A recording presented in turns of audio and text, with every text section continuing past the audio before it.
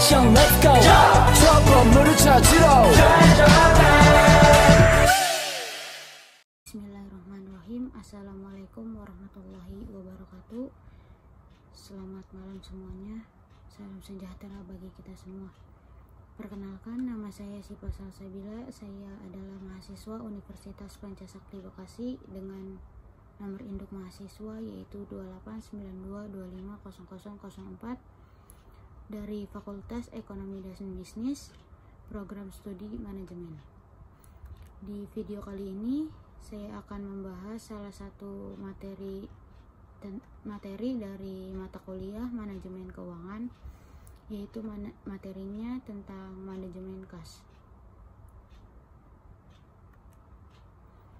Yang pertama yaitu ada pengertian manajemen kas. Manajemen kas adalah serangkaian aktivitas ataupun kegiatan dalam memperkirakan, merancang, mengumpulkan, ataupun mengeluarkan dan menginvestasikan kas suatu perusahaan agar dapat beroperasi dengan lancar. Selanjutnya ada pengertian kas. Kas merupakan aktiva yang paling lancar dan mempunyai kedudukan sentral dalam menjaga kelancaran operasi perusahaan. Jumlah kas yang berlebihan akan menyerap modal kerja yang mahal, sehingga akan menaikkan beban dalam perusahaan. Selanjutnya ada tujuan manajemen kas. Manajemen kas adalah suatu yang memastikan bahwa perusahaan memiliki cukup kas untuk memenuhi semua kewajibannya, sehingga tidak perlu banyak kas untuk menghasilkan keuntungan. Selanjutnya ada tujuan manajemen kas. Di sini ada secara lebih spesifik. Tujuan manajemen kas adalah yang pertama yaitu memastikan kelancaran operasi perusahaan. Yang kedua yaitu menjaga saldo kas yang optimal. Yang ketiga yaitu meminimalkan biaya kas. Yang keempat untuk memaksimalkan keuntungan suatu perusahaan. Selanjutnya ada fungsi manajemen kas. Manajemen kas memiliki beberapa fungsi penting, yaitu yang pertama untuk merancang kas. Merancang kas yaitu melakukan perkiraan arus kas masuk dan keluarnya untuk periode tertentu, sehingga perusahaan dapat mengantisipasi kebutuhan kasnya. Yang kedua itu ada penganggaran kas. Penganggaran kas yaitu untuk menyusun anggaran kas yang masuk ataupun yang keluar untuk periode tertentu, sehingga perusahaan tersebut dapat mengatur aliran kas secara efisien.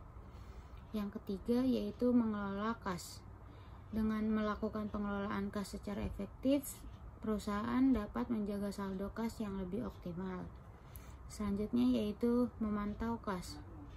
Memantau kas adalah kas secara berkala untuk memastikan bahwa perusahaan memiliki cukup kas untuk memenuhi semua kewajibannya. Di sini saya ada fungsi lain manajemen kas. Yang pertama yaitu menjaga likuiditas perusahaan. Likuiditas perusahaan adalah kemampuan perusahaan untuk memenuhi kewajiban finansialnya, sehingga manajemen kas yang baik dapat membantu perusahaan untuk menjaga likuiditasnya, bahwa perusahaan tersebut memiliki jumlah kas yang cukup untuk memenuhi kewajibannya. Yang selanjutnya yaitu untuk meningkatkan portabilitas suatu perusahaan. Dengan adanya portabilitas, manajemen kas yang baik dapat membantu perusahaan meningkatkan, yaitu dengan cara yang pertama itu ada mengurangi biaya bunga, yang kedua itu ada meningkatkan efisien operasional, yang ketiga yaitu meningkatkan peluang investasi. Selanjutnya ada fungsi yang selanjutnya yaitu meminimalkan risiko perusahaan. Manajemen kas yang baik dapat membantu perusahaan meminimalkan resiko dengan cara yang pertama itu ada menghindari kekurangan kas. Yang kedua, mengantisipasi fluktuasi harganya. Yang ketiga yaitu mengelola resiko kredit. Terus selanjutnya ada faktor-faktor yang mempengaruhi manajemen kas. Di sini ada beberapa faktor yang mempengaruhi manajemen kas. Yang pertama itu ada sifat bisnis. Sifat bisnis ini yang bergerak di bidang jasa ataupun manufaktur. Di sini saya ambil contoh dari bidang jasa. Nah, bidang jasa ini, bisnis yang bergerak di bidang jasa umumnya memiliki arus kas yang lebih stabil dibandingkan bisnis di bidang manufaktur. Terus yang selanjutnya ada ukuran perusahaan. Ukuran perusahaan itu ada ukuran perusahaan besar dan perusahaan kecil.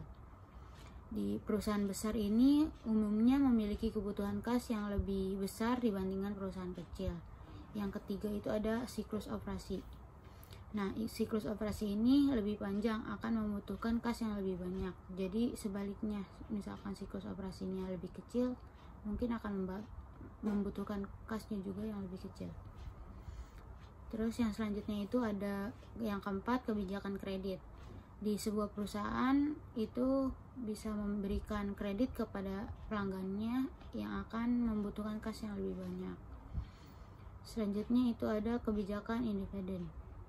Perusahaan yang membagikan dividen kepada pemegang sahamnya akan membutuhkan kas yang lebih banyak. Selanjutnya ada prinsip manajemen kas. Yang pertama itu ada prinsip keamanan.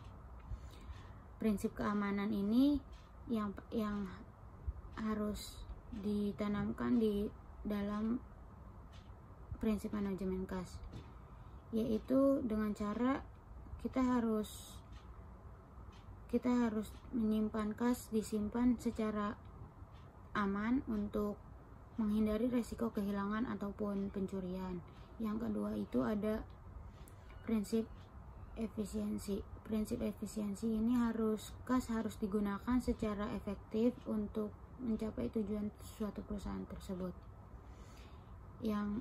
Yang ketiga itu ada prinsip efektivitas. Prinsip efektivitas ini dapat dilakukan untuk menggunakan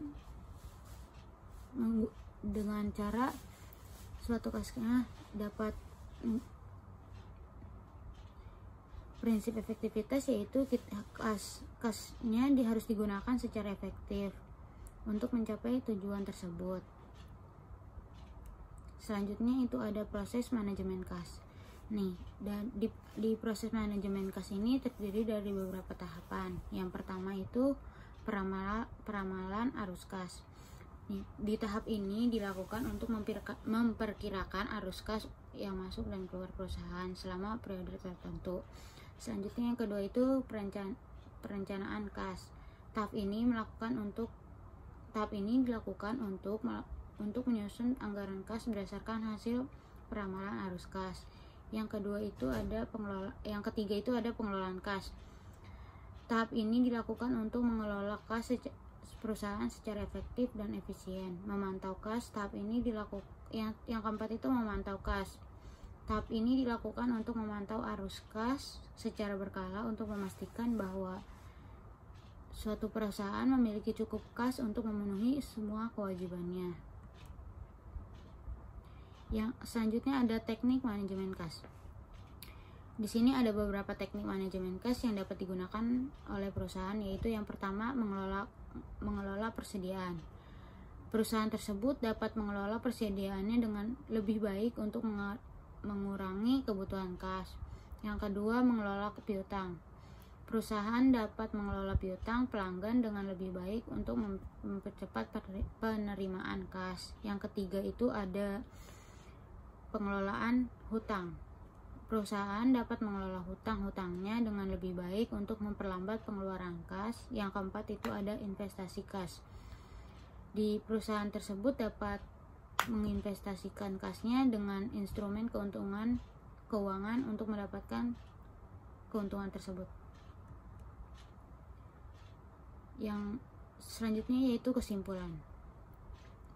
Kesimpulan dari manajemen kas yaitu merupakan hal yang penting bagi suatu perusahaan untuk menjaga kelancaran operasinya. Dengan manajemen kas tersebut yang baik, perusahaan dapat memastikan bahwa ia memiliki cukup kas untuk memenuhi semua kewajibannya, tetapi tidak perlu banyak kas sehingga tidak menghasilkan keuntungan. Mungkin hanya itu yang bisa saya sampaikan. Kurang lebihnya mohon maaf apabila ada kata-kata ataupun dalam pemaparan materinya salah. Wabillahi taufiq wal hidayah. Wassalamualaikum warahmatullahi wabarakatuh.